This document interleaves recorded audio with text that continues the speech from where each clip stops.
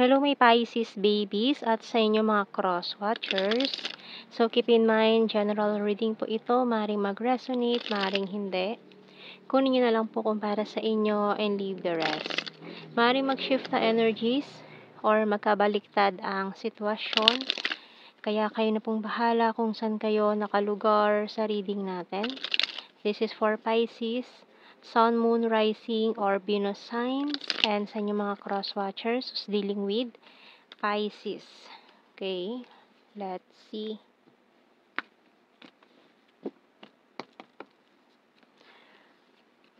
So, we have here the Six of Swords and the Seven of Cups. So, someone here walk away in your life. Kasi itong taon to, hindi pa rin talaga siya tapos mag-explore ng mga options. So, tingnan pa natin. We have here Justice and Three of Cups.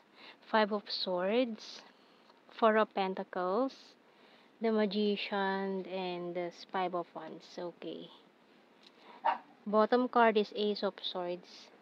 Ayan. So, for some of you, ang hirap Hindi nyo kayang bitawan tong taong ito. Ayan. You're still holding. Humahawak pa rin kayo sa taong to. Pero para sa kanya, wala na. Tapos na. Five of Swords. Five of Wands. Ayan. So, para sa kanya, naging toxic na itong relationship ninyo. Lagi na lang kayo nagtatalo, nag-aaway. Parang wala nang patutunguhan. Kaya, totally nag-let go na itong taong to. Pero may bago ka namang kausap dito, pero parang you're not interested sa kanya. Kasi you're still manifesting this person from the past. Maaring itong taong to matagal nang kasama mo or matagal mo nang kaibigan na lagi nandyan para sa'yo. Pero parang you're not interested. So, tingnan natin.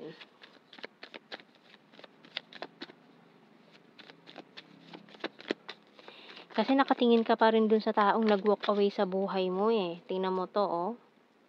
Ayan, oh. Nakatingin ka pa rin sa malayo doon sa taong na nag-walk away sa buhay mo. Kaya, hindi mo napapansin yung mga, kung ano yung meron ka. No? So, we have here closed book and tarot card. So, closed book na, pero still you want this person very so badly. Ayan. And kaya ngayon, naghihintay ka ng mga updates sa mga tarot readings kung babalik ba itong taong to. Pero sa ngayon, it's a big no.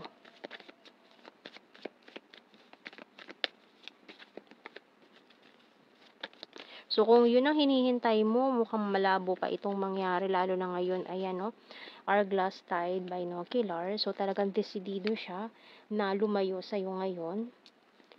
Kasi parang, kung ginagamit mo lalo yung pagiging emotional mo, ayan, and itong taon to parang, ayaw niya ng drama ngayon, gusto niya ng tahimik muna, peace of mind, ayan, with this rain, talagang bumubuhos lahat ng emotions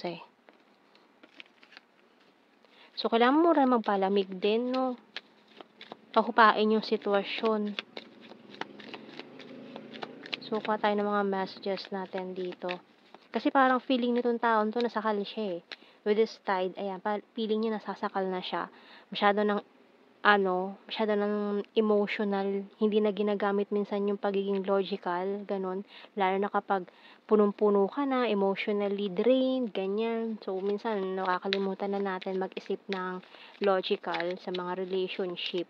Puro emosyon na lang. I know I was a distraction from your pain. I'm becoming a better person. You speak to me through music.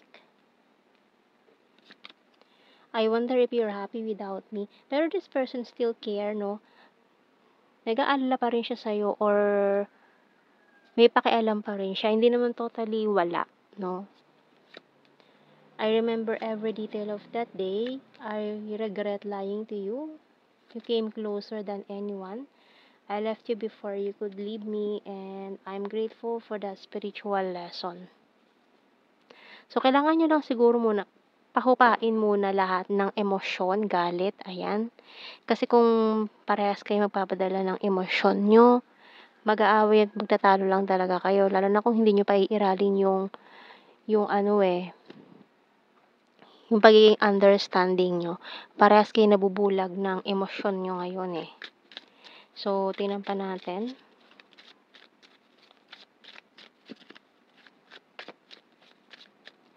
Lalo na kasi kapag pagod sa trabaho tapos sasabayan mo pa ng pagiging emotional mo, ay wala talaga, no? Talagang hindi kayo magkakaintindihan. I want to protect you. It's a disaster. Pero someone kasi dito parang a friend of yours na interesado sa'yo pero you're not interested eh. Strong and independent. Can we talk? I'm honest to you. Money is important. You're the fairest of them all. Can't let you go. So, yung bottom card, I'm addicted to you. Ayun no, someone here kasi is, maring obsessed to sa'yo, pero you're not into this person. Kumbaga, hindi mo siya type. Ganun. Pero nakamasid siya sa'yo. Tingnan natin. While you are waiting for this person na nag-walk away, we have here gentleness by Archangel Sandalphon. Be very gentle with yourself at this time. Surround yourself with gentle people, situations, and environments. So, ayan, no? Huwag kang maging harsh sa sarili mo, no? Kasi minsan tayo din yung gumagawa ng mga problema natin minsan, eh, no? Ayan, lalo na kung yung mga nagtitiis, ganyan. So, hindi naman natin kailangan magtiis sa mga ganyan trato, no? Kaya dapat nagiging wais din tayo sa pagpili ng mga taong yan na papapasukin sa buhay natin. So, kuha tayo ng initials. Kasi, lalo na kapag pipili kayo ng papapangasawa ninyo, kasi yung magiging anak ninyo, hindi yan makakapili ng magiging parents nila. No, kaya kayo as magiging future parents, dapat piliin nyo yung magiging tamang tao, yung tamang partner, para mabigyan nyo ng maayos na family life, yung magiging future na anak ninyo. Kasi laging kawawa ang mga anak kapag ganyan, naghiwalay or nagsuffer. Tapos, lalo na kung isa lang yung anak nyo, tapos parehas magkakaroon kayo ng other family, na iwan yung isa sa gitna, kawawa yun. So, kailangan talaga maging wais sa pagpili ng magiging partner in life. So, hindi porke yun ang gusto mo, ifu-force mo kahit alam mong red flag. Diba? So, kayo din ang kawawa. Sa huli, lalo na yung magiging anak nyo. Ayan, mga initials natin, PZ, CKA, Q, E, and T. Ayan. So, kuha tayo ng blue card. We have here understanding. Ito na nga, ito yung nawala eh. Ito yung nawala sa inyo. Understanding. Destiny, and confessions.